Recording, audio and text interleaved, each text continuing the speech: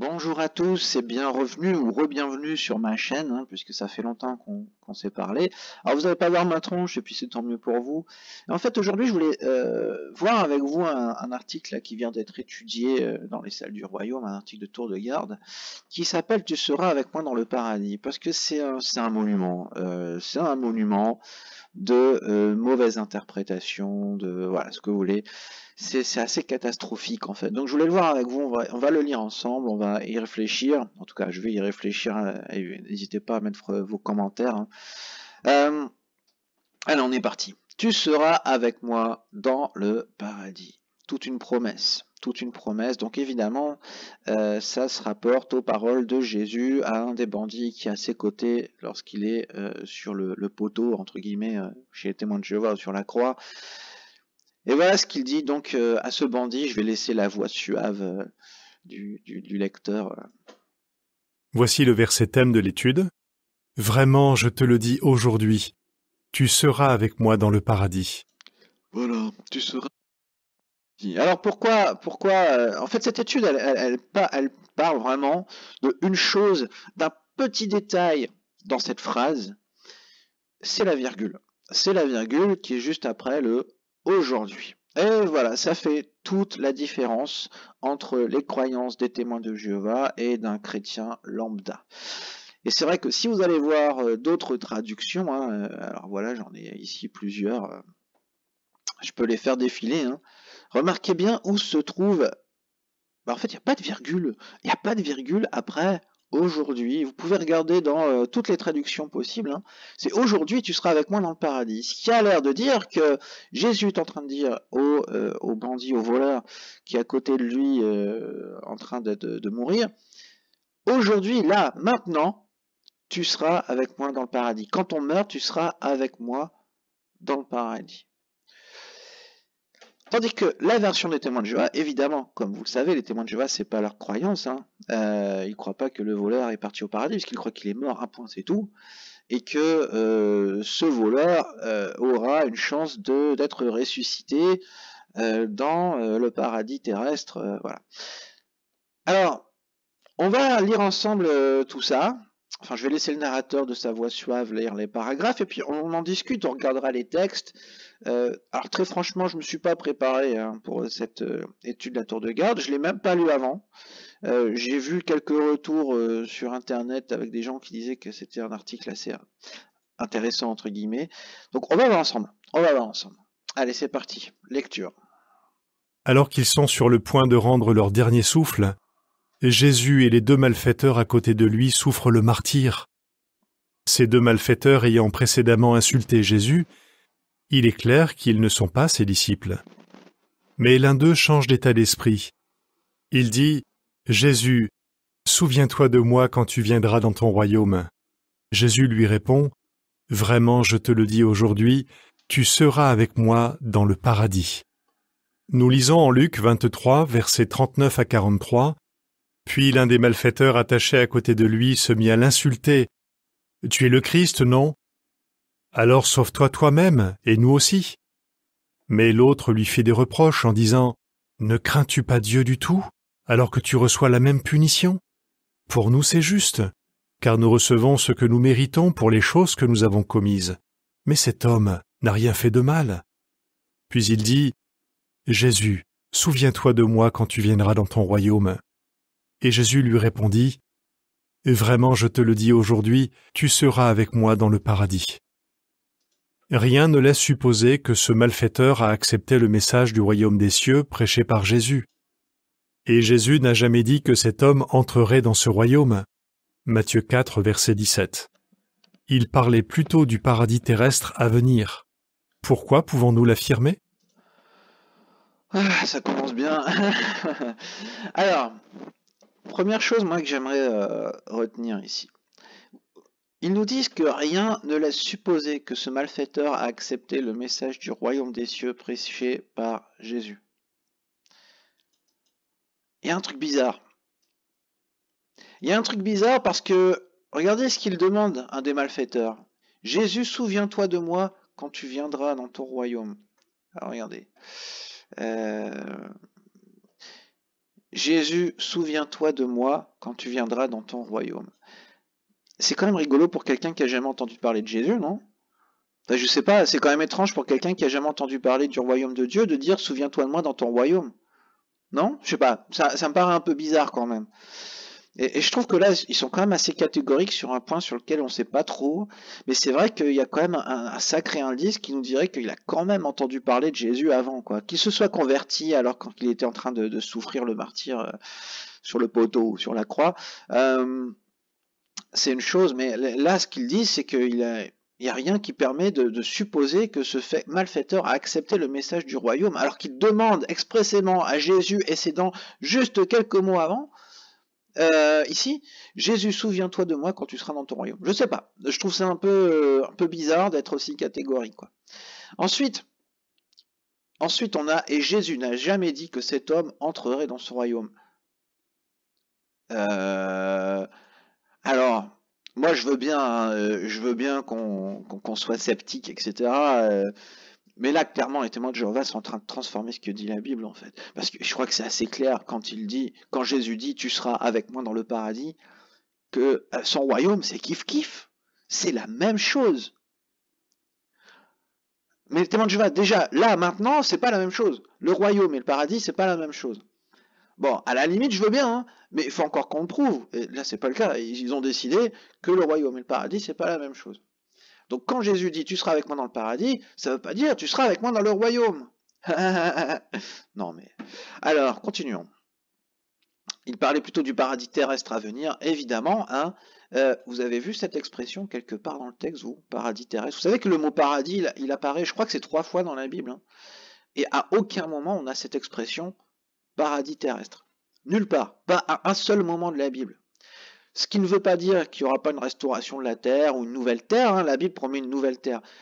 Mais l'expression paradis terrestre, elle est nulle part. Nulle part. Donc quand Jésus dit tu seras avec moi dans le paradis, que ce soit aujourd'hui, c'est-à-dire au moment de la mort de Jésus, ou alors je te le dis aujourd'hui, que tu seras dans le paradis plus tard dans l'avenir, peu importe à la limite. On ne parle pas de paradis terrestre. Il n'est pas question de paradis terrestre. Et qu'est-ce que ça change? Qu'est-ce que ça changerait si c'est pas un paradis terrestre? Bah, ça changerait que en fait leur interprétation avec la virgule après le aujourd'hui, elle est fausse. Parce que Jésus, il est vraiment en train de dire aujourd'hui tu seras avec moi dans le paradis. Et je sais pas, je pense qu'on aura l'occasion d'en reparler ensuite, hein, mais la Bible elle est très très claire sur ce qui se passe à la mort. Alors oui, il y a des choses qui sont vagues. Il y a des choses qui sont vagues sur la résurrection, etc. À quoi on ressemble quand on est mort. Mais il y a des choses qui sont aussi très très claires. Bref, on verra ça plus tard. Je pense qu'on aura l'occasion d'en reparler. Alors, paragraphe 2. Allez, c'est parti. Le malfaiteur repentant était probablement juif. En effet, il a dit à l'autre malfaiteur « Ne crains-tu pas Dieu du tout, alors que tu reçois la même punition ?» Luc 23, verset 40. Les Juifs adoraient un seul Dieu, alors que les gens des nations croyaient en beaucoup de dieux. Si ces malfaiteurs avaient été des gens des nations, la question aurait plutôt été « Ne crains-tu pas les dieux du tout ?» De plus, Jésus avait été envoyé non pas vers les gens des nations, mais vers les brebis perdues de la nation d'Israël. Matthieu 15, verset 24. Ajoutons que Dieu avait révélé aux Israélites qu'il ressusciterait les morts. Le malfaiteur repentant devait le savoir, et comme ses paroles le laissent entendre, il pensait que Jéhovah allait ressusciter Jésus et l'établir roi de son royaume. De toute évidence, ce malfaiteur espérait lui aussi être ressuscité par Dieu. Alors, si on doit résumer ce paragraphe, hein, c'est de toute évidence. En fait, toute la théologie des témoins, elle est basée là-dessus. Sur de toute évidence, il est clair que... En fait, non, c'est pas clair du tout. On ne sait pas. On peut pas savoir. Alors oui, il était juif. Clairement, il était juif. Mais d'où ça sort ce de toute évidence? Le malfaiteur espérait lui aussi être ressuscité par Dieu dans un paradis sur terre dont Jésus serait le roi. Non mais... c'est hallucinant en fait, de réussir à sortir comme ça de la théologie de rien. C'est du vide. Vous vous rendez compte comme ce paragraphe entier, c'est du vide. Du vide. Oui, il était probablement juif, oui. Voilà. Allez, on continue. Je vous ai dit qu'on passerait rien, on va rien passer, quitte à se taper la tête contre un mur, hein, c'est pas grave. Étant juif, Le malfaiteur repentant devait connaître l'histoire d'Adam et Ève et du paradis où Jéhovah les avait placés. Il s'est donc probablement représenté le paradis évoqué par Jésus comme un magnifique jardin ici, sur terre. Dans la logique des choses, on pourrait dire oui. Et là, on voit tout ce qui est malin chez les témoins de Jéhovah. En fait, ils n'ont aucune base et après, ils bâtissent là-dessus. D'ailleurs, en parlant de jardin d'Éden, à aucun moment, je crois, hein, le jardin d'Éden est appelé paradis. Hein. Je crois pas. Hein. Je peux essayer de faire une recherche peut-être. Non, bon là, je vais pas faire ça maintenant, mais il me semble pas que le jardin d'Éden soit appelé paradis à aucun moment. Donc là, ils font un lien entre paradis et jardin d'Éden qui n'existe pas dans la Bible en fait. Ça n'existe pas. Mais eux, ils ont assumé. Alors là, ils ont déjà assumé énormément de choses. Hein. Ils ont assumé ce que le voleur croyait, le malfaiteur. Ils ont assumé ce qu'il croyait. Ils ont assumé que le paradis, c'est la même chose que le jardin d'Éden, ce qui n'est pas forcément vrai. Encore une fois, moi j'aime bien reprendre les choses à la base et à la définition. Hein. Quand on reprend ce que dit la Bible sur le paradis, c'est pas forcément le jardin d'Éden, c'est pas forcément lié au mot paradis. Par exemple, vous avez une évocation aussi du paradis quand vous savez quand Paul a une vision, enfin en tout cas il dit qu'il connaît un homme qui a une vision qui a été emporté au 3e ciel ou quelque chose comme ça. Et là il parle de paradis. L'autre évocation, je l'ai plus en tête exactement, mais en tout cas il n'y a pas de lien direct, si vous voulez. Il n'est pas marqué quelque part le jardin d'Éden c'est le paradis ou le jardin d'Éden était un paradis. C'est pas clair en fait. Mais les témoins de Jéhovah vont bâtir là-dessus, ils vont bâtir une théologie là-dessus. Bref, on continue. Hein. Les paroles de Jésus aux malfaiteurs devraient nous inciter à nous représenter les conditions de vie dans le paradis. Le règne paisible du roi Salomon peut nous en apprendre beaucoup sur ce paradis à venir. Et nous pouvons nous attendre à ce que, assisté de ses co-dirigeants, Jésus, qui est plus grand que Salomon, établisse sur terre des conditions de vie merveilleuses. Les autres brebis devraient donc s'intéresser à ce qu'elles doivent faire pour vivre éternellement dans ce paradis. On est qu'au paragraphe 4 et j'en ai déjà marre en fait. J'en ai déjà marre. C'est pas possible. Alors, les paroles de Jésus aux malfaiteurs devraient nous inciter à nous représenter les conditions de vie dans le paradis. Pourquoi? Non mais pourquoi? C'est pas le but en fait. Pourquoi est-ce que les évangélistes ont rapporté cette histoire? Pourquoi? Est-ce que c'est pour nous faire penser au paradis? Aux conditions, c'est même pas le paradis, hein, c'est les conditions de vie dans le paradis. Vraiment? Est-ce que Jésus avait en tête de nous faire penser à aller caresser des pandas? Non, je suis désolé, non. Le règne paisible du roi Salomon que nous apprend Boto. Alors là, voilà, là ils font un comparatif. Et je pense pas que ça soit mérité. Je comprends pas en fait d'où ça sort. C'est incompréhensible. Et quelque part là, en fait, ils retombent dans leurs anciennes habitudes, vous savez, des types et des antitypes. D'où ça sort? Franchement, d'où ça sort? Et là, on va revenir au petit Salomon et au grand Salomon, comme dans les anciens bouquins. Vous voyez, ça me fatigue déjà. Alors, attendez, on va aller voir Matthieu 12. Lors du jugement, la reine du Sud sera ressuscitée avec cette génération et elle la condamnera. Alors oui, référence à la reine de Sheba. Et elle la condamnera, car elle est venue de l'autre bout de la table pendant la sagesse de Salomon. Et vous voyez, il n'y a plus ici de Salomon. Là, c'est vraiment sortir un texte complètement de son contexte, quoi. C'est dingue. C'est quelque chose de complètement différent, là. Franchement, c'est fatigant, quoi. Mais on est en train de parler. En fait, ils utilisent un texte. Vous voyez, en fait, ce qu'il fait là, Jésus, c'est la condamnation de Jérusalem. C'est le jugement de Jérusalem. C'est ça le contexte. Faudrait que je retrouve exactement.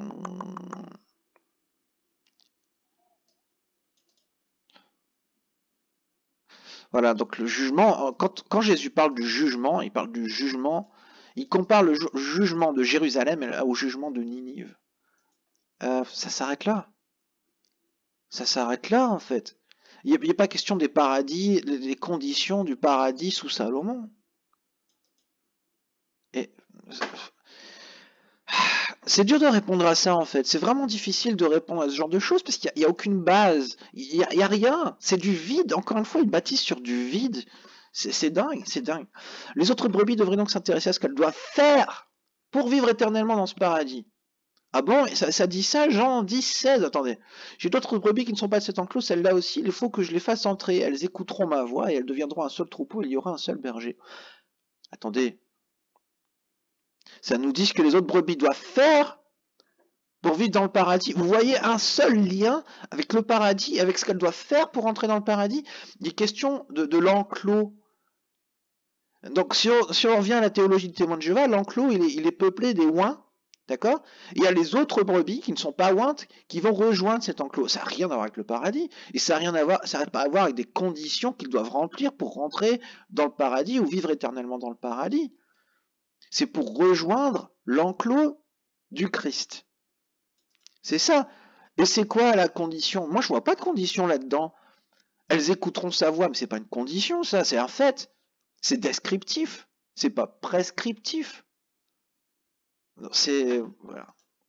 Mais on voit bien les habitudes de la tour de garde, hein. Tout tourné en tu dois faire. Toujours, hein. C'est toujours ça. Tu dois faire. Bah, on est en train d'y aller gentiment. Si tu veux vivre éternellement dans le paradis merveilleux dont on a parlé plus tôt alors qu'il n'y avait aucune base pour en parler, eh ben voilà, il faut que tu fasses des choses. C'est le but, hein. Alors à quoi ressemblera la vie dans le paradis? Alors ça promet d'être gratiné.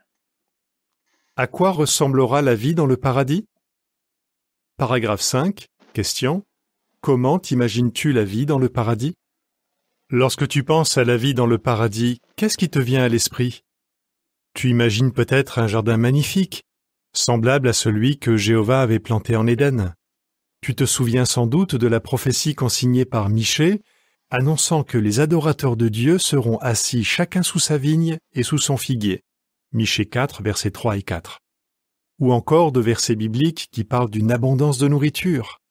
Ainsi tu t'imagines peut-être dans un jardin splendide, assis à une table garnie d'aliments savoureux. Tu respires un air pur, embaumé de délicieuses senteurs de plantes et de fleurs. Et tu entends les éclats de rire de membres de ta famille et d'amis, dont certains sont des ressuscités, alors qu'ils passent d'agréables moments ensemble. Tout cela n'est pas un rêve. Nul doute que sur terre aura lieu ce genre de scène. Toutefois, vivre dans le paradis, ce sera aussi participer à un travail passionnant. Alors, je vais pas m'amuser à faire de l'interprétation des textes ici de l'Ancien Testament, en particulier de Michée, d'Isaïe. Je crois qu'il y aurait beaucoup à dire là-dessus, hein. Mais bon, bref. Je vais pas rentrer là-dedans. Mais je crois que ce paragraphe, il résume bien ce que c'est que la théologie des témoins de Jéhovah, en fait. Ça résume très bien. Et je crois que j'avais fait une vidéo à un moment donné où je reprenais les mots de Ray France, qui appelait un petit peu la théologie du témoin de Jéhovah comme de la spiritualité matérialiste ou alors du matérialisme spirituel. Enfin, je sais plus exactement comment il le disait. Tout ça pour dire que, voilà, c'est ça l'espérance des témoins de Jéhovah. Vous savez, vous pouvez demander à un chrétien qui connaît un petit peu sa Bible, qu'est-ce que tu as hâte de vivre? Comment tu vois le après, en fait? Et un chrétien en général, il va pas vous répondre à un tas de machins comme ça. Moi, j'ai envie de manger des fruits que je cueillerai dans les arbres tout en caressant des pandas. En général, il va vous répondre qu'il veut être avec Christ. En fait, il veut vivre avec Dieu. Mais là, c'est pas ça. On a l'impression de lire un pamphlet communiste en fait. On pourrait avoir exactement la même chose dans, je sais pas moi, dans une pub pour une communauté fermée quelque part. On pourrait même lire ça sur des sites web de, je sais pas moi, de communautés écolo. Ça rien, c'est pas de la spiritualité, ça. Je suis désolé, c'est pas le spirituel. Il y a aucune spiritualité là-dedans. Et si vous avez déjà écouté mes vidéos, vous savez pourquoi je le pense. Vous savez pourquoi je pense que de toute façon les témoins de Jéhovah ont rien de spirituel. Il n'y a aucune spiritualité chez les témoins de Jéhovah, parce que de toute façon l'Esprit Saint, il est réservé à une classe extrêmement petite, les 144 000. Le reste, il n'y a rien. Et c'est pas de la spiritualité, n'importe qui peut vous promettre ce genre de truc. Je suis désolé, c'est pas de la spiritualité. Voilà. Et voilà ce que vous vend l'organisation de témoins de Jéhovah. Et c'est pas mieux que ce que vous vendent, par exemple, je sais pas, moi, je me rappelle d'Herbalife, qui vendait comme ça des modes de vie extraordinaires. Non, mais regardez cette image. Je veux dire, on est loin, on est très très loin des images de l'organisation d'avant. On est loin de ça, hein. On n'y est plus du tout. On n'est plus dans les gens qui vivent simplement dans le paradis. Regardez comment ils sont habillés, regardez les maisons, regardez les baraques. Alors quoi, c'est eux qui ont bâti ces baraques là, qui aujourd'hui, maintenant, ça vaudrait des millions et des millions là. C'est eux qui ont bâti ça ou alors ils nous ont piqué à des gens qui sont morts à Armageddon.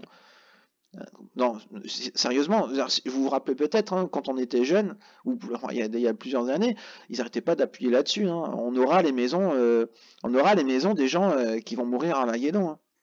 D'ailleurs, je me rappelle que quand on allait en prédication, et je me rappelle au Québec par exemple, une fois j'avais été en prédication dans un quartier qui était très cossu, disons, et on s'amusait, puis moi avec, hein, je suis aussi responsable que les autres, hein, je me disais, bah, cette maison-là, j'aimerais bien la voir dans le paradis. Enfin bref, vous voyez, c'est du matérialisme avec saupoudré comme ça de fausse spiritualité, et ça a l'air bien, mais c'est du matérialisme finalement. Les témoins de Jéhovah, ce qu'ils veulent, c'est ça, c'est une belle maison, au bord d'un lac, la belle vie, des beaux vêtements. Alors allez comprendre d'où ça sort, hein, les vêtements. Là par exemple, vous avez ce monsieur là, ce témoin de Jéhovah qui est en train d'enseigner peut-être à je sais pas, hein, peut-être le roi David ou Ésaü ou je sais pas qui. Il est en train de lui expliquer tout ce qu'il doit apprendre. Et on dirait même qu'il a la Bible des témoins de Jéhovah en main, là, la Bible argentée là. C'est dingue. Ça a beaucoup changé, hein, l'organisation ces dernières années. Tiens, je viens de remarquer que là, ça me semble être une lampe, non? C'est pas une lampe, ça? C'est pas un plafonnier? Elle vient d'où l'électricité? Enfin, bon. Ouais, bon alors, paragraphe 6, on y va. Jéhovah a mis dans l'humain la faculté de trouver du plaisir dans son travail. Or, le règne millénaire de Christ sera une période d'activité intense. Les humains qui auront survécu à la grande tribulation, ainsi que les millions de ressuscités, auront besoin de vêtements, de nourriture et d'un toit. Voilà, là ils répondent à la question, hein. Donc c'est eux qui vont fabriquer tout ça, hein. Mais alors, vous voyez le truc, hein? D'accord? Il n'y aura plus les infrastructures d'aujourd'hui, hein. Il n'y aura plus les usines, il n'y aura plus... Non. Ouais, bon, bref. Combler ces besoins représentera un travail considérable, mais tellement gratifiant. Tout comme Adam et Ève devaient cultiver le jardin qui leur servait de demeure, nous aurons le bonheur de cultiver la terre pour la transformer en paradis. Imagine-toi aussi en train d'enseigner les millions de ressuscités qui n'ont pas connu Jéhovah ni son projet, et d'aider les fidèles qui ont vécu bien avant Jésus à mettre à jour leurs connaissances. Comme ce sera agréable. Ah oui, ça sera agréable. C'est drôle parce qu'ils ont passé un truc en fait. J'ai l'impression qu'ils ont passé l'introduction. Vous savez, le moment où on devra ramasser tous les cadavres. Vous vous rappelez quand même de ça, parce qu'ils en parlent plus maintenant, hein. Mais ils en parlaient avant. Qu'est-ce qu'on fait des cadavres? Des milliards et des milliards et des milliards de cadavres qui vont recouvrir la Terre. Qu'est-ce qu'ils vont en faire? Ah oui, c'est vrai, ils vont être becquetés par les animaux. Ah mais ils vont faire quoi des os, des ossements, de ce qui restera? Ouais, on oublie ce truc-là. Moi, quand j'étudiais avec un ancien, il insistait bien là-dessus, hein. Les 1000 ans, au moins au début, ça ne sera pas une partie de plaisir. Il faudra nettoyer la Terre. Il faudra nettoyer la Terre. Donc, c'est pas juste une question de construire des villas au bord d'un lac, hein. Il faudra nettoyer la Terre. Virer tous les cadavres. Bizarrement, ça, ils l'oublient maintenant. Ça, ils n'en parlent plus. Voilà. Tout va bien, on construira des belles maisons, oh, ça sera merveilleux, on sera heureux. Il va falloir construire des toits, ils vont construire des HLM, hein, parce qu'il va en falloir des HLM, hein, pour accueillir tous les ressuscités. Il va rien avoir des ressuscités, surtout avec le changement là récent dans la théologie par rapport à la résurrection. Il va en falloir, hein, des maisons, il va en falloir des vêtements, il va en falloir de la nourriture. Il va falloir produire, et ça, c'est quoi? Il y aura combien de témoins de Jéhovah? Allez, admettons qu'il y ait 10 millions, 15 millions, 20 millions de témoins de Jéhovah. D'accord? 20 millions de témoins de Jéhovah pour faire tout ce travail pour le monde entier. C'est-à-dire sûrement des milliards de ressuscités, puisque maintenant les injustes vont être ressuscités aussi, a priori, si j'ai bien compris le truc. Vous vous rendez compte du truc? Et ils ont que 1000 ans, hein. Ils ont que 1000 ans, hein. Que 1000 ans. Et là-dedans, faut qu'ils comptent le fait de nettoyer la Terre. Ouais, je sais pas. C'est un peu fou, mais bon, vous savez, quand on se posait des questions sur ce genre de choses, on nous disait, faut attendre le paradis. Donc, voilà. Alors, imagine-toi en train d'enseigner les millions de ressuscités. Je me vois bien en train d'enseigner Noé. Tu sais, Noé, si tu veux faire des progrès, il va falloir que tu étudies ta tour de garde toutes les semaines. C'est incroyable. Bah justement, c'est incroyable, mais les témoins de Jéhovah le croient quand même. C'est fou. Nous pouvons être convaincus que, dans le paradis à venir, la paix et l'ordre... Au fait, vous avez remarqué, hein, il n'y a pas de verset pour prouver tout ça. Hein. Il n'y en a pas. Hein. Il n'y en a pas. Hein. Il brode autour de Ésaïe 65, par exemple, ou de textes comme ça. Ils vont broder autour de ça. Hein. Mais il n'y a rien. Hein. Il n'y a pas de substance. Il n'y a rien. C'est du vide. Encore une fois, c'est du vide. Régneront et que nous ne manquerons de rien. Pourquoi ? Parce que Jéhovah nous a donné un aperçu des conditions de vie qui existeront sous la domination de son Fils. Examinons à ce propos le récit concernant le règne du roi Salomon. Bon, ça c'est la surprise du jour, hein, parce que comme je vous le disais, hein, j'ai pas préparé. J'ai pas préparé, donc je savais pas de quoi ça parlait. Et ben voilà la surprise. Voilà, on va partir sur le règne du roi Salomon. Le roi Salomon, il n'y avait pas que des bonnes choses. Hein. Je sais pas s'ils vont en parler, mais ça va être intéressant quand même. Hein. Je sais pas. À mon avis, ils vont parler que des choses positives. Ils vont pas parler de la séparation du royaume. Ils vont pas parler de son péché, de sa... Voilà, j'imagine pas. Hein. On va voir ça. Inspiré par Dieu, le roi David a annoncé la venue au pouvoir d'un roi sage et intègre, ainsi que les conditions de vie qui en découleraient. Nous lisons en Psaume 37, versets 10, 11 et 29, « Encore un peu de temps, et les méchants ne seront plus. Tu regarderas là où ils étaient, et ils n'y seront pas. Mais les humbles posséderont la terre, et ils savoureront l'abondance de paix. » Verset 29, « Les justes posséderont la terre, et ils y vivront éternellement. » J'en avais déjà parlé dans notre vidéo, ce texte n'a rien à voir, mais alors rien à voir avec l'espérance chrétienne. Lorsque nous prêchons la venue du paradis, nous lisons souvent Psaume 37, verset 11. C'est judicieux. Non, vous devriez pas, ça n'a aucun lien. Puisque Jésus lui-même l'a cité dans le Sermon sur la montagne, ce qui prouvait que ce texte aurait un accomplissement futur. Ah, ça c'est intéressant, hein, parce que si on veut reprendre le sermon sur la montagne, il y a comme des petites choses qui vont les embêter. Ah, tiens, on va aller le voir. On va aller le voir. On va le prendre le sermon sur la montagne, et vous allez être un petit peu embêtés. On va reprendre au début. Heureux ceux qui sont conscients de leurs besoins spirituels, puisque le royaume des cieux leur appartient. Attendez, il n'y a pas comme un problème. Le royaume des cieux appartient à ceux qui sont conscients de leurs besoins spirituels. Le royaume des cieux appartient aux témoins de Jéhovah. Non, il appartient aux 144 000 selon les témoins de Jéhovah. Bah zut alors, là on est embêté déjà, c'est le royaume des cieux en plus, c'est pas la terre. Je comprends rien, parce que chez les témoins de Jéhovah, la terre et le ciel c'est très séparé. Hein. Alors comment ça marche? Moi je sais pas. Alors quoi encore? Heureux ceux qui sont tous de caractère, puisqu'ils hériteront de la terre. Ah bah zut alors.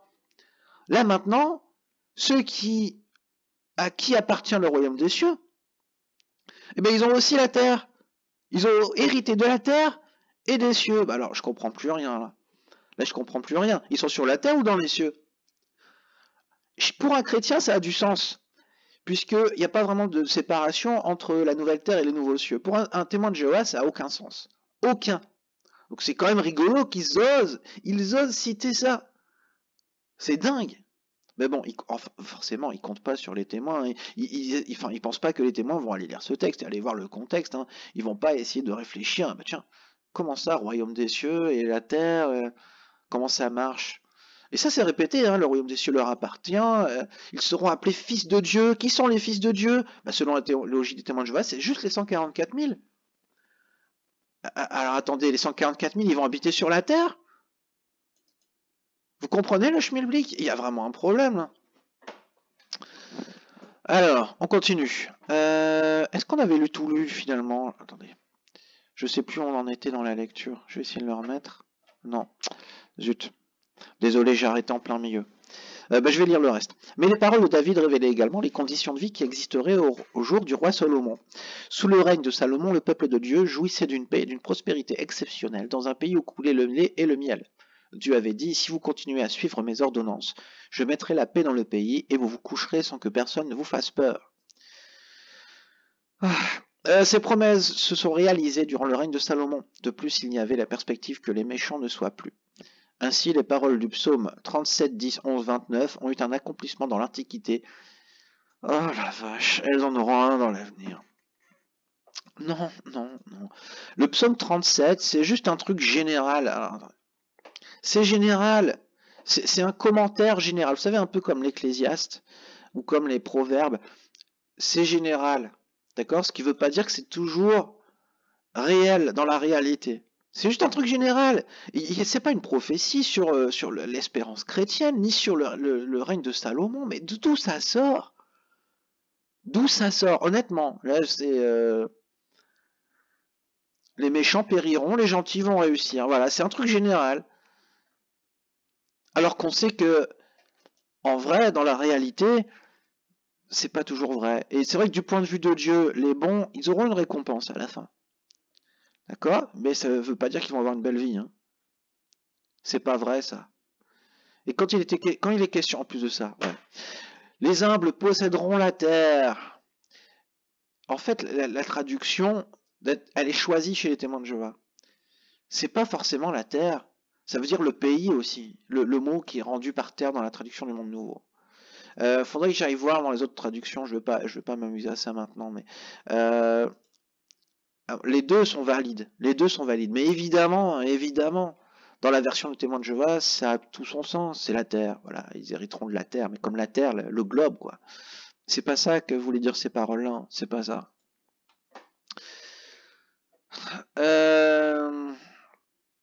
Je vais passer. Ça m'éprouve. Ouais, ça me fatigue. Ça me fatigue. Je sais pas pourquoi je me suis lancé là-dedans. Alors attends, on continue. Paragraphe 9. La paix et la prospérité qui caractérisaient le règne de Salomon étaient telles qu'une souveraine d'un pays lointain, la reine de Saba, Encore une fois, hein, pourquoi on parle de ça? Mais pourquoi, quoi? C'est dingue, ça n'a aucun rapport. Aucun rapport. en avait entendu parler.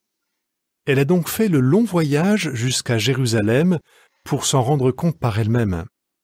Elle a ensuite dit à Salomon qu'on ne lui en avait pas révélé la moitié, avant de s'exclamer « Quel bonheur pour tes hommes, et quel bonheur pour tes serviteurs qui sont constamment avec toi et qui entendent tes paroles pleines de sagesse. » 1 Roi 10, versets 6 à 8.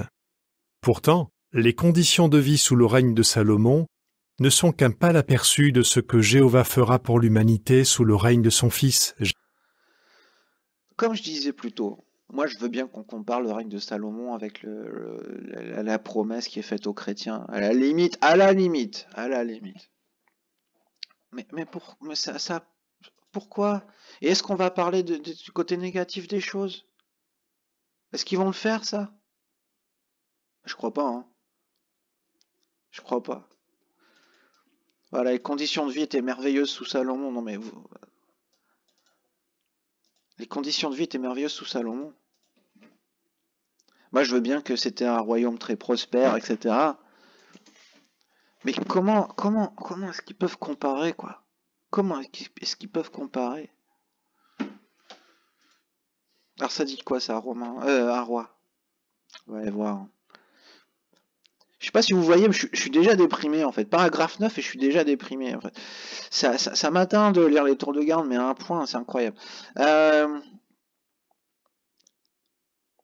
Alors, voyons voir.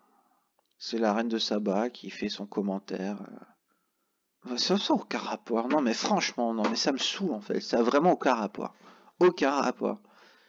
Voilà, il a une visite de la reine de Saba, et la reine de Saba lui fait des éloges, et ça veut dire que le paradis sera merveilleux. Non, mais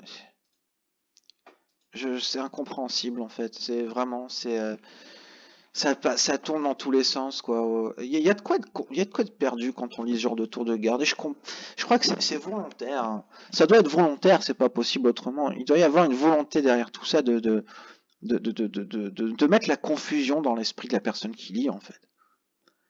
Ça part dans tous les sens, mais vraiment, mais... Alors, est-ce qu'on continue avec Salomon? J'en sais rien, ça me saoule. Alors, on y va. Paragraphe 10. Jésus est supérieur à Salomon sous tout rapport. Salomon était un homme imparfait qui a commis de graves erreurs de jugement, Tu l'as dit, bouffon. erreurs qui ont causé des souffrances au peuple de Dieu. Jésus, quant à lui, est un dirigeant parfait qui ne commet aucune erreur. À tout seigneur, tout honneur, ils en ont parlé. Bon, une mini-phrase, hein. Mais ils vont utiliser ça pour rebondir sur Jésus. D'accord. Il est sorti victorieux des terribles épreuves que Satan lui a infligées. Il a prouvé que jamais il ne pécherait, ni ne ferait quoi que ce soit qui causerait du tort à ses sujets fidèles. N'est-ce pas le roi idéal? J'ai l'impression de lire un livre pour enfants, mais c'est dingue, quoi. Ils nous prennent vraiment pour des gros débiles. Vous vous rendez compte tout le texte que ça a pris pour en arriver à cette conclusion-là, quoi? C'est fou, hein. C'est fou. Tiens, il y a un petit point comme ça en passant qui a rien à voir, hein. Mais en Luc chapitre 1, verset 32, il deviendra quelqu'un de grand et sera appelé fils du Très-Haut. Vous vous rappelez quand on nous disait que Jésus était devenu le Messie seulement à son baptême? Voilà. Bon, bref, petit point comme ça. Qu'est-ce que ça nous dit, Hébreux 4?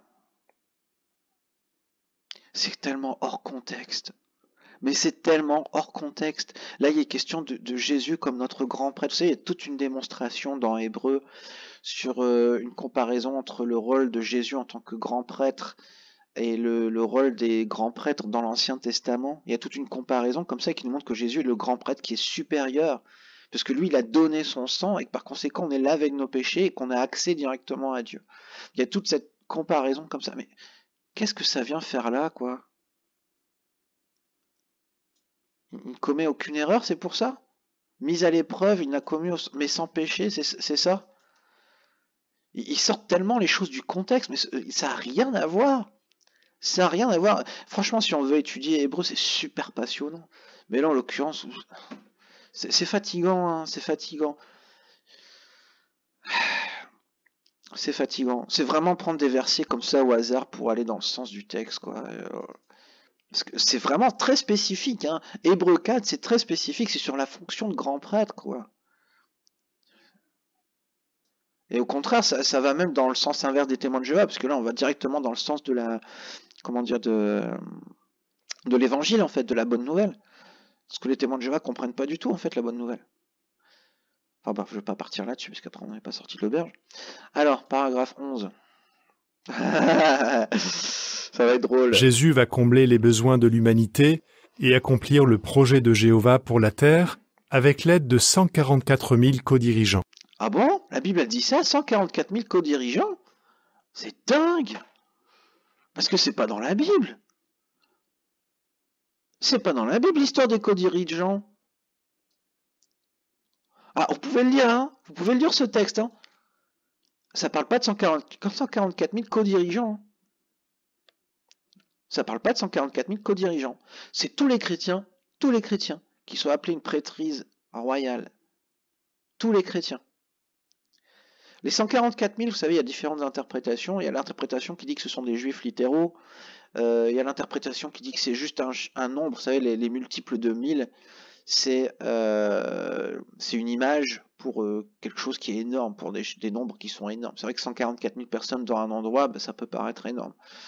Voilà, il y a différentes interprétations comme ça. Donc c'est peut-être que les juifs, c'est peut-être tous les chrétiens.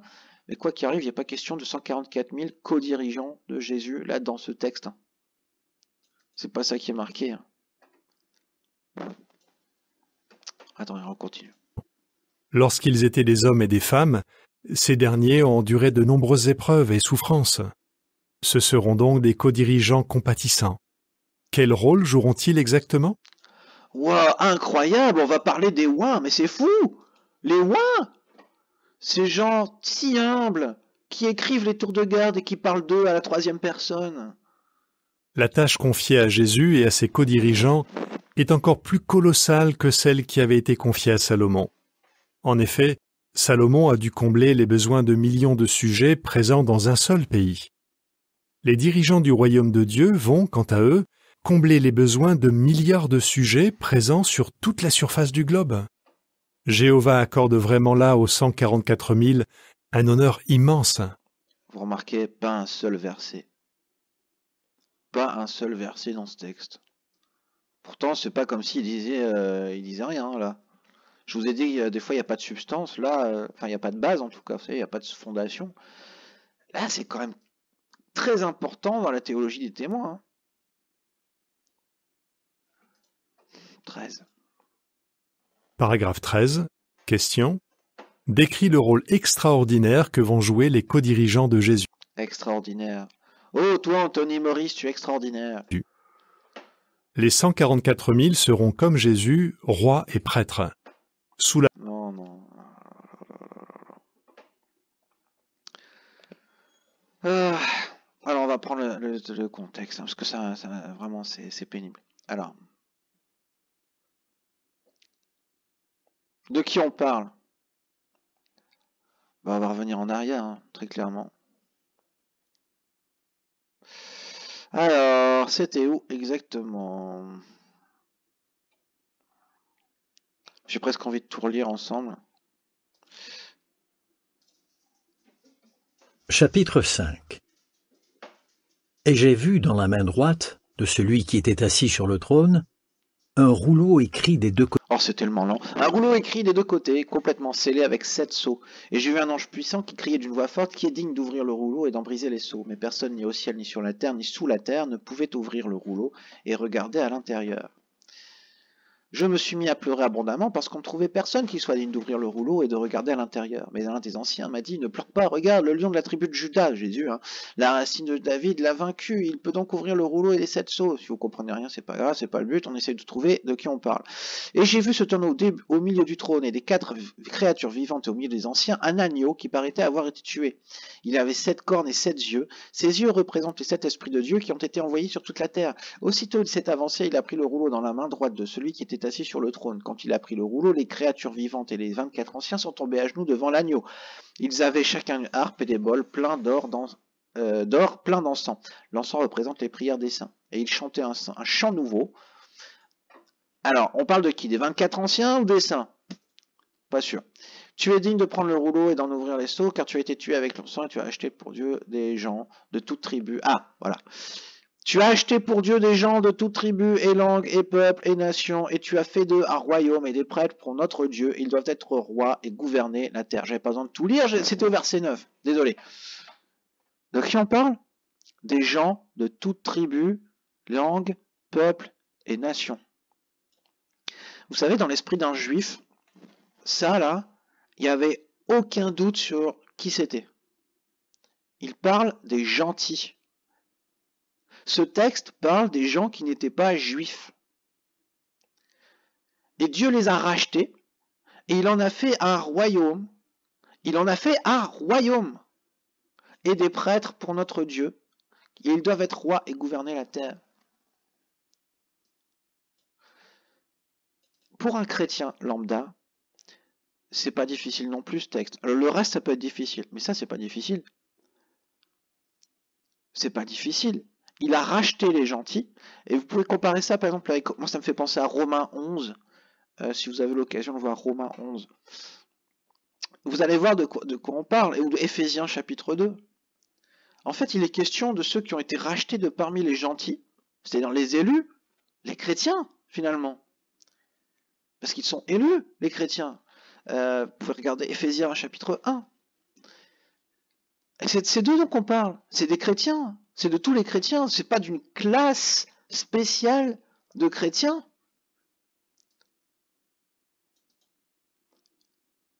Et tiens, un petit truc rigolo aussi, puisque eux ils disent que ce sont simplement les lois, les oints, vous savez, qui sont au ciel, et ils doivent gouverner la terre. Alors, il y a un truc là, il y a un truc, il faut que j'aille le rechercher. Il faut que je trouve Apocalypse 5, 10.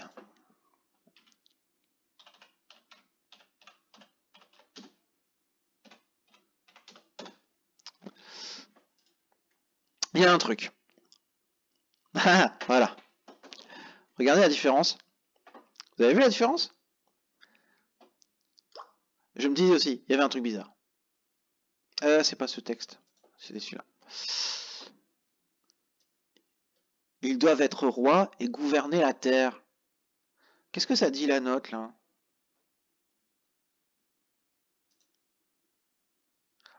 Doivent régner sur. Voilà. Les autres traductions, vous n'avez pas régner, gouverner la terre. C'est régneront sur la terre.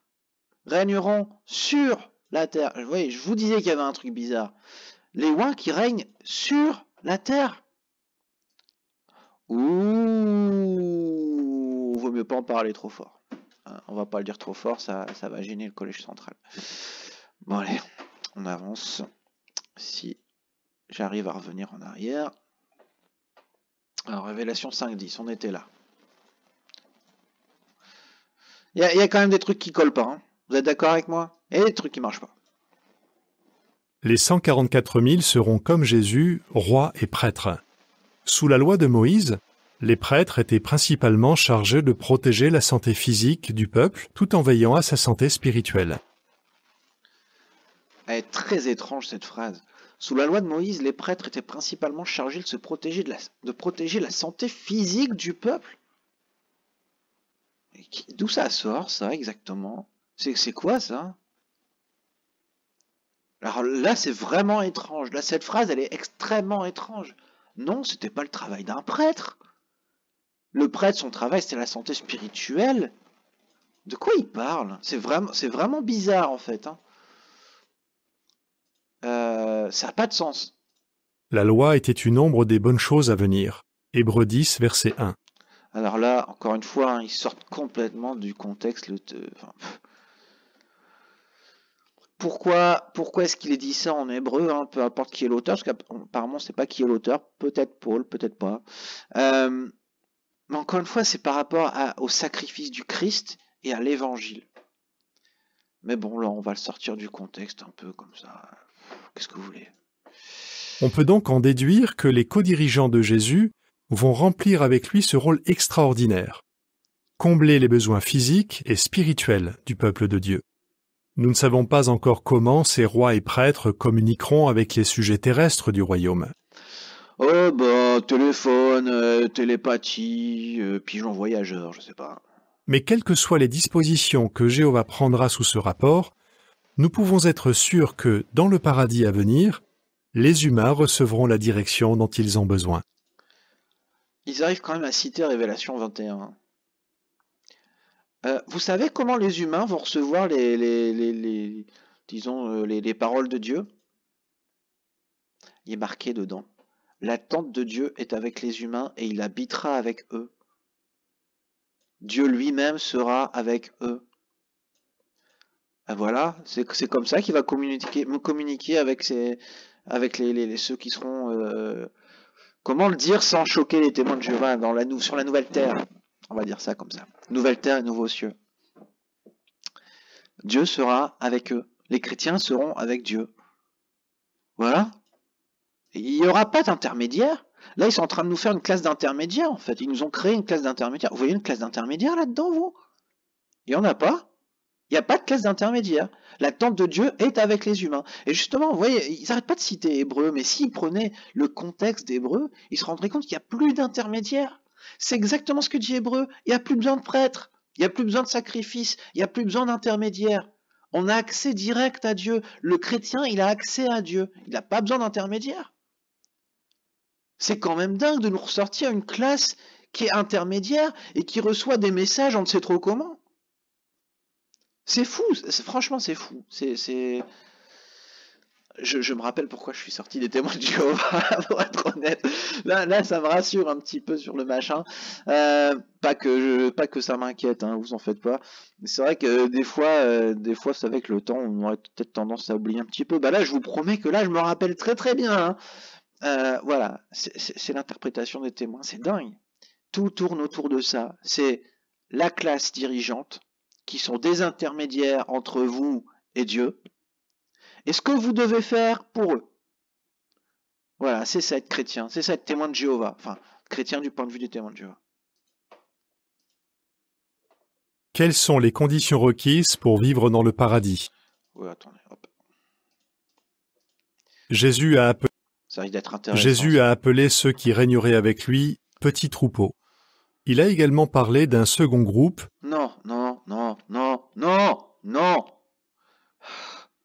Qu'est-ce que ça peut être frustrant? Allez, on va le lire.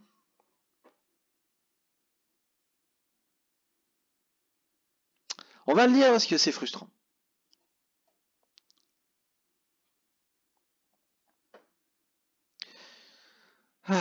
Donc Jésus dit qu'il a un enclos.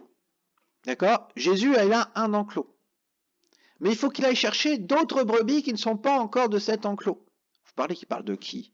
Vous parlez qu'il parle de ouin et de non-ouin, vous? Ils auront qu'un seul berger, ils deviendront un seul troupeau. En plus de ça, il n'y aura plus de différence. Je ne sais pas, si vous prenez 2 verres d'eau et que vous les mélangez, c'est un verre d'eau. Vous êtes d'accord? Vous versez un demi-verre d'eau dans un autre demi-verre d'eau, ça fait un verre d'eau, c'est de l'eau. Si vous versez du sirop, allez, un demi-verre d'eau de sirop, un demi-verre de sirop et dans un demi-verre d'eau, bah, ça fait de l'eau au sirop. Ça fait pas de l'eau et du sirop. À la limite sur. Oh, ouais. Je vais arrêter avec cette comparaison parce que c'est un peu pourri. Si on parle d'huile et d'eau, ça marchera plus. Mais vous voyez, le machin, ça devient un troupeau. Un troupeau. Il n'y a pas 2 troupeaux. Il n'y a pas 2 espérances. Il y a une espérance pour un seul troupeau. Donc de qui parlait Jésus? Tout le monde. Mais alors, littéralement, tout le monde à part les témoins est d'accord pour dire que ce sont les juifs et les non-juifs. Voilà, et on revient sur ce que je disais tout à l'heure, Éphésiens 2, Romains 11. Les deux, s'il y avait une séparation quelque part, c'est entre les juifs et les non-juifs. Et ils sont devenus un seul troupeau. Aucun rapport avec un clan de dirigeants. Aucun rapport. Qu'il a appelé autres brebis. Ces 2 groupes forment un seul troupeau uni. Ils travaillent. La seule chose avec laquelle je suis d'accord là pour l'instant, c'est ça. Les 2 groupes forment un troupeau uni. C'est les chrétiens. Bravo.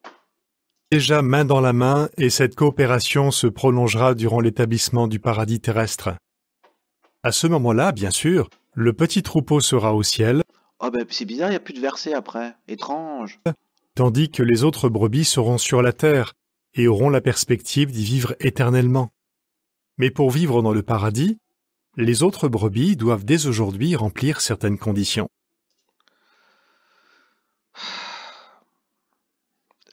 Franchement, c'est difficile à lire parce que, vous voyez, comme les fondations sont mauvaises et qu'après ils continuent de broder autour de ça, ben on part dans des délires en fait. Voilà, et maintenant, les autres brebis, hein, donc les sous-fifres, là, les sous-témoins de Jéhovah, là, ceux qui ont une espérance terrestre, ils doivent remplir des conditions. Hein. Attention. Hein. Alors cette image, ça nous montre quoi? Un monsieur qui est en train de... Ah non, c'est un monsieur qui prêche au pharmacien ou c'est un pharmacien qui prêche au monsieur? On n'est pas certain. Hein. On n'est pas certain. Le pharmacien, il a quand même une bonne tête de TJ. Hein. Ouais.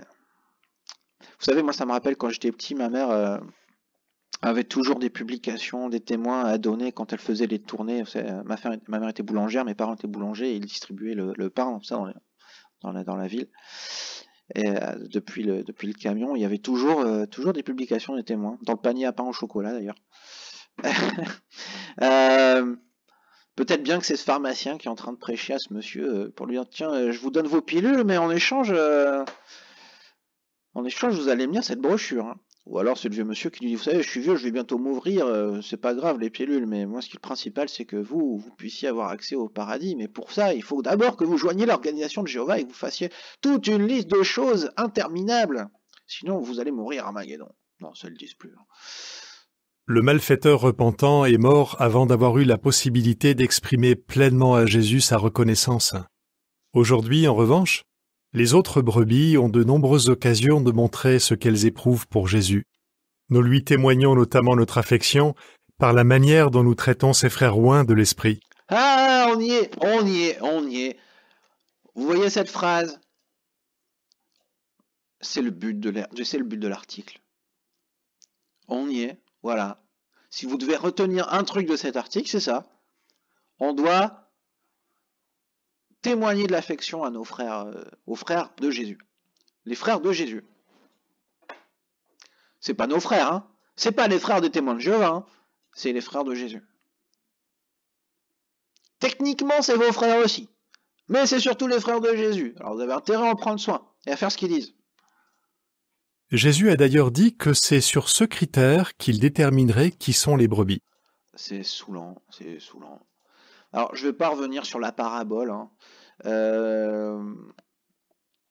Alors,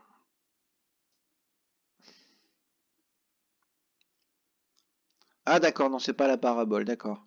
Je crois que c'était à propos du... Non, c'était dans 28-24, hein, cette histoire d'esclaves. Mais oui, mais de qui parle Jésus dans ce texte? Allez, allez-y, faites pause, lisez ça, et dites-moi de qui il parle.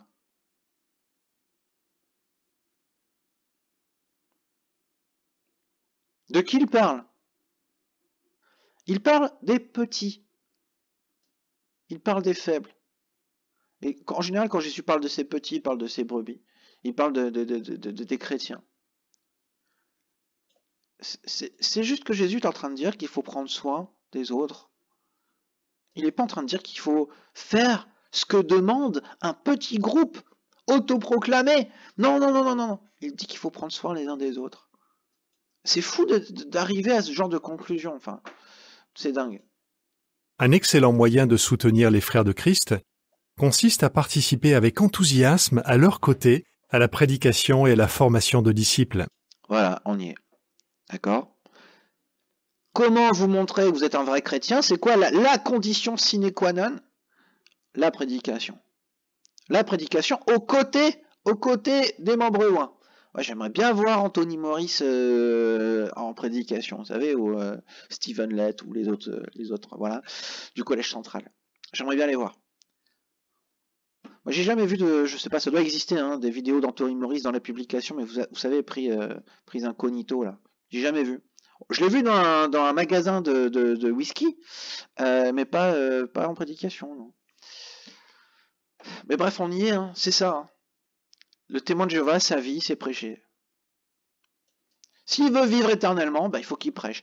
C'est drôle, hein, parce qu'il manque ce verset-là dans la Bible. Hein. Ceci signifie la vie éternelle que tu ailles prêcher. Dingue. Je comprends pas pourquoi ça manque dans la Bible. À ce sujet, faisons un bon usage des auxiliaires d'études bibliques qui nous sont fournis, comme le livre « Vivez pour toujours ». Si tu ne diriges pas encore de cours bibliques, pourquoi ne pas te fixer l'objectif d'en proposer un au plus de gens possible? Là, on en arrive à du charabia typique qu'on retrouve dans les boîtes, dans les entreprises de vente. Faut se fixer des objectifs. Vous savez, le vocabulaire de l'organisation concernant la prédication, ça ressemble énormément à ce qui se passe dans des boîtes où il y a des vendeurs, quoi. Tout ce qui est commercial. Ça ressemble énormément à ça. D'ailleurs, je vous conseille toujours le bouquin, j'en ai déjà parlé souvent sur ma chaîne, le livre de Robert Cialdini sur les manipulateurs, j'ai plus le titre en tête. Mais vraiment, c'est ça, c'est de la vente. En fait, les témoins de Jéhovah, c'est des excellents vendeurs, enfin excellents, entre guillemets, hein, parce qu'il lui faut quand même 6000 heures pour faire un disciple, hein, d'après ce que je me rappelle. C'est très business. Nul besoin d'attendre d'être dans le paradis pour devenir le genre de personne que Jéhovah veut y accueillir. Dès aujourd'hui, nous pouvons nous efforcer d'être honnêtes en parole et en acte, et modérés dans nos habitudes. De plus, montrons-nous fidèles à Jéhovah, à notre conjoint et à nos frères et sœurs chrétiens. Mieux c'est pas mauvais hein, pour l'instant dans ce paragraphe. on se conforme aux normes de Dieu dans ce monde méchant, plus ce sera facile de s'y conformer dans le paradis. Cultivons également des aptitudes et des qualités pour montrer que nous nous préparons à cette vie future. Ouais, c'est le charabia typique. Franchement, vous savez, moi j'aime pas qu'on jette le bébé avec l'eau du bain. Les témoins de Jéhovah, ils ont des valeurs intéressantes. Enfin, pas pour tout le monde. Hein. Je sais qu'on n'est pas tous d'accord une fois qu'on est sorti de l'organisation. N'empêche que moi, je suis pas contre certaines choses qu'ils décrivent ici. Hein. Il y a des bonnes vertus là-dedans. Mais vous savez, faut pas être bête. Hein. Il faut pas tomber dans le panneau. Hein. Tout ça, c'est comme, vous savez, c'est un peu comme la baguette dans les grands magasins. C'est un produit d'appel. C'est un produit d'appel. La vie parfaite d'un témoin de Jéhovah, elle n'existe pas en vrai. Mais vous savez, leurs vertus, les bonnes valeurs et le paradis, qui est finalement du matérialisme, c'est un produit d'appel.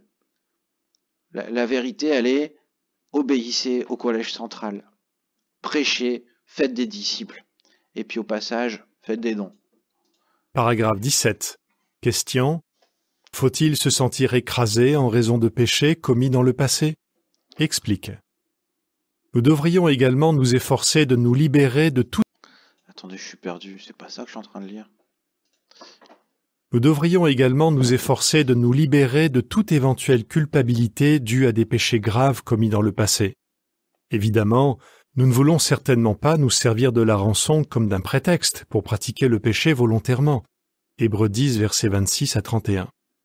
Mais nous pouvons être certains que si nous avons commis un péché grave, mais que nous nous sommes sincèrement repentis, que nous avons recherché... Bon, j'arrête là parce qu'on comprend à peu près de quoi ça parle.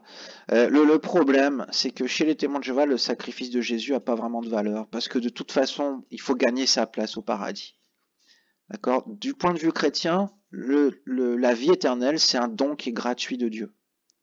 Du point de vue des témoins de Jéhovah, ça se paye. Et ça se paye avec la sueur de votre front, l'argent dans votre porte-monnaie et surtout votre temps. Imagine-toi dans le paradis, en train de discuter avec le malfaiteur qui a parlé à Jésus. Chacun de vous exprime sans aucun doute sa gratitude pour la rançon. Il y a de fortes chances pour que tu lui demandes plus de détails sur les derniers... Bon, je passe, c'est n'importe quoi. Ils sont en train de se projeter dans un avenir qui n'existera jamais, malheureusement. Quel honneur ça sera d'enseigner la Bible. Non, mais pour qui vous vous croyez, quoi? Pour qui vous vous prenez, quoi? Et ce verset, à mon avis, il n'a absolument rien à voir. Alors, on va aller voir. Non, c'est ce que je pensais. Ça n'a absolument rien à voir. Mais alors, absolument rien à voir avec ce que le paragraphe dit. Mais rien. C'est sur la vieille personnalité, d'accord. Ça n'a rien à voir. Attendez, il y a un rapport ou... Non? Il n'y a rien? Ouais, je sais pas, peut-être il faut les aider à revêtir la nouvelle personnalité, c'est ça qu'ils veulent dire? Alors que c'est Dieu qui le fait, hein, c'est pas les témoins. Hein. Bref, Oh, regardez cette image si bucolique. Oh! Ah, c'est merveilleux. Oh, qu'il est mignon, ce petit lionceau. Je me disais, tiens, il n'y a plus d'animaux, parce que je croyais qu'ils avaient abandonné, je croyais qu'ils considéraient que maintenant que c'était plus littéral. Comme quoi ils pensent encore que c'est littéral. Ésaïe chapitre 11. Bon, d'accord, surprise. Je croyais qu'ils avaient abandonné en fait. Vous voyez, je suis plus trop au courant de ce qui se passe chez les témoins en général. Là, ça me... D'accord. Bon, bah, écoutez. Ah, ils sont si heureux, regarde ça. Alors la baraque, encore une fois, c'est une baraque bien isolée. En plus, vous voyez, les éco-construites. Hein, parce qu'il faut pas rigoler. Hein. Ils sont écolos maintenant, les témoins. Dernières heures de la vie terrestre de Jésus, dans le paradis, nous ne nous ennuierons jamais. On pourrait jouer au ping-pong. Il y aura toujours des gens intéressants à rencontrer et des tâches passionnantes à accomplir. Mais surtout, chaque jour, nous connaîtrons un peu mieux notre Père Céleste et nous nous délecterons de ses dons merveilleux. Nous ne serons jamais à court de choses à découvrir sur lui et il y aura énormément à apprendre sur sa création. Plus le temps passera, plus notre amour pour lui augmentera. Comme nous sommes reconnaissants à Jéhovah et à Jésus de nous avoir promis la vie éternelle dans le paradis. Voici ce que dit la légende. Bah écoutez, voilà, on est arrivé à la fin. Cette conclusion, elle est à l'image du reste, c'est-à-dire que c'est vide. L'organisation veut que les témoins s'imaginent dans le paradis, mais en même temps, tout ce qu'ils peuvent s'imaginer, ça sera pas forcément vrai. C'est compliqué, quoi. Qu'est-ce que vous voulez? L'organisation veut qu'ils s'imaginent dans le paradis, mais en même temps, s'ils s'imaginent trop, ils vont avoir des problèmes avec les anciens parce qu'ils ont été trop loin. Vous savez, moi, j'ai un ancien qui m'a dit qu'il y aurait des hôpitaux pour recoller les membres de ceux qui avaient perdu des membres. Au bout d'un moment, où elle s'arrête la limite de l'imagination? Imaginez, mais imaginez pas trop, quoi. Voilà. Imaginez, mais imaginez pas trop. Et surtout, hein, c'était un article soi-disant sur le paradis. Mais c'était pas un article sur paradis, c'était un article sur comment vous pouvez servir le collège central, sur comment vous pouvez être soumis au collège central et participer à la prédication. On va voir les questions quand même. À que répondrais-tu?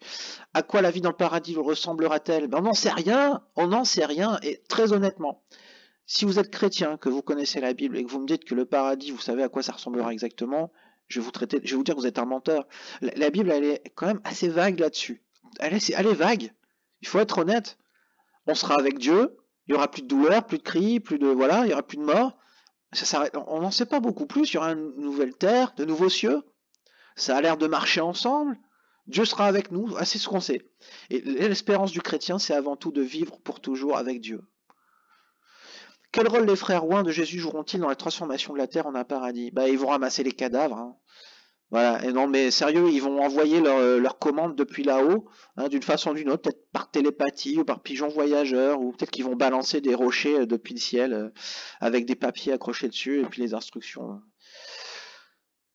Voilà. Pour vivre dans le paradis, quelles conditions les autres brebis doivent-elles remplir dès aujourd'hui? Voilà.